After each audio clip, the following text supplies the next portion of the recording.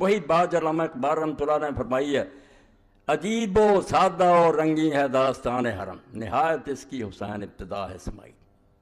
حرم کی ساری کہانی کیا ہے؟ جب بنیاد رکھی جا رہی تھی اسماعیل علیہ السلام کے گلے پر چھری، اور جب دین تکمیل کو پہنچا، اللہ کے آخری نبی زمین پر آئے، تو رسول اللہ کا بچہ جس کو حضور کندھوں پر اٹھاتے تھے، نماز میں سجدہ لمبا کر دیتے، اس کی خاطر اس کی شہادت کا واقعہ پیش ہے، تاکہ لوگوں کو پتہ چلے نہ بینی کیا شاہ نکو نام بدست سر بریدہ میدم۔ اسلام پر چلنا چاہتے ہو نا، تو یہ حجروں میں بیٹھ کر اور تسبیحیں گما کر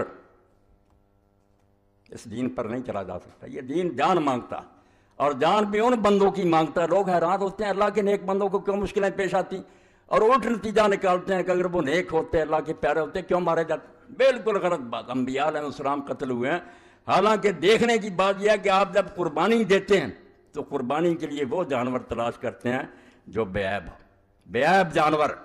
تو ہمارے چھانٹنے میں تو غلطی ہو سکتی ہے، مگر جو قربانیاں اللہ اپنے لیے پسند کرتا، انبیاء علیہ السلام اور صالحین کی، وہ نیک لوگوں کی، در مسلخ عشق جز نکورانہ کشند، عشق کی قربان گاہ میں سوائے اچھے اور نیک لوگوں کے کوئی ذبح نہیں ہوتا۔ یہاں جو کہتا نا ذبح ہو جانا کوئی عیب ہے، یہ توہین ہے، یہ شکست ہے، جھوٹا ہے۔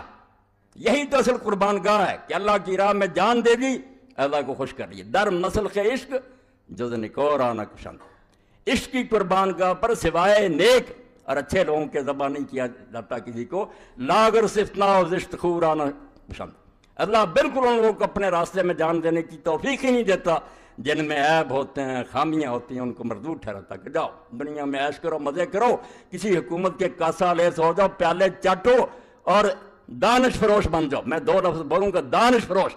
جیسے آج ان کی بہت بڑی تعداد ہے، پڑھے لکھے ہیں، دانشور ہیں، خطیب ہیں اور صحافی ہیں، علم بیچ رہے ہیں، وقت کے حکمرانوں کو خوش کرنے کے لیے دلیلیں کر رہے ہیں، اور اس کے مقابلے میں امام حسین رضی کا قافلہ، یہ جان فروشوں کا قافلہ۔ وہ دانش فروش ہیں، علم بیچ رہے ہیں، یہ جان بیچتے اللہ کی راہ میں کہ جو ہو سو ہو، ہم حق کو مانیں گے، کسی طاقت کے سامنے سر نہیں جھکائیں گے، اس راستے میں جو پیش آئے سو پیش آئے۔ تو اللہ کی راہ میں جان دینے والے برباد نہیں ہوتے۔ وہ ہماری نظر میں ہے کہ بھائی مارے گئے، اللہ نے تو قرآن میں 2 جگہ کہہ دیا کہ جو اللہ کے راستے میں مارے جاتے ہیں ان کو مردہ نہ کہو، وہ زندہ ہے۔ الفتح الربانی جو مسند احمد کی طبیب ہے، اس میں سے پڑھتا ہوں۔ یہ 23ویں جلد ہے۔ عن عائشہ ام سلمہ قال اب کی شک کا ہوا یعنی عبداللہ بن سعید ان نبی صلی اللہ علیہ وسلم قال لإحداہما لقد دخل علی البیت ملک لم یدخل علی قبلہ۔ رسول اللہ صلی اللہ علیہ وسلم کی ایک زوجہ مطہرہ آپ کے حجرہ میں داخل ہوئی، تو رسول کریم علیہ السلام نے فرمایا کہ ابھی ابھی میرے حجرے میں ایک فرشتہ ایسا آیا تھا جو اس سے پہلے کبھی نہیں آیا۔ فقال علی ان ابنک ھذا حسین مقتول، اس نے مجھے یہ اطلاع دی کہ تمہارا یہ بچہ شہید کر لیا جائے گا۔ وَإِنْ شِئْتَ أَرَيْتُكَ مِنْ تُرْبَةِ الْأَرْضِ الَّتِي يُقْتَلُ بِهَا، تو پھر اس نے کہا کہ اگر آپ چاہتے ہیں کہ اس زمین کی مٹی دکھائی جائے تو میں اس کی مٹی آپ کو دکھا دیتا ہوں۔ قال فأخرج تربة حمراء، تو ام سلمہ رضی اللہ کہتی ہیں حضور نے پھر سرخ مٹی بھی مجھے دکھائی کہ یہ اس فرشتے نے مجھے مٹی دی ہے۔ صحیح حدیث، کوئی شک شبہ نہیں۔ اور جس کی موت پر اللہ کا رسول جو اس کی روح اضطراب میں آئی، یہ بھی آگے حدیث آتی ہے عن ابن عباس قال رأيت النبي صلی اللہ علیہ وسلم فيما يرى النائم بنصف النهار، اور میں حیران ہوں کہ اسی حدیث کو یہ شیخ القرآن اپنی کتاب تنقیح الروات جو لکھی ہے مشکوٰۃ شریف، اس میں بالکل صحیح قرار دے چکا کہ کوئی شک نہیں، واقعی صحیح حدیث سے ثابت ہے کہ رسول اللہ نے حضرت حسین ان کی شہادت کی خبر دی تھی، اور یہ بھی ٹھیک ہے کہ حضور کو دیکھا گیا تھا آپ روتے تھے۔ یہ خود مانا ہے صلاح الدین یوسف تنقیح الروات 4 جلد، مگر کتاب میں ذکر نہیں کرتے۔ جب رسالے لکھتے ہیں، تقریریں کرتے ہیں، بس کوفیوں نے بلایا چلے گا۔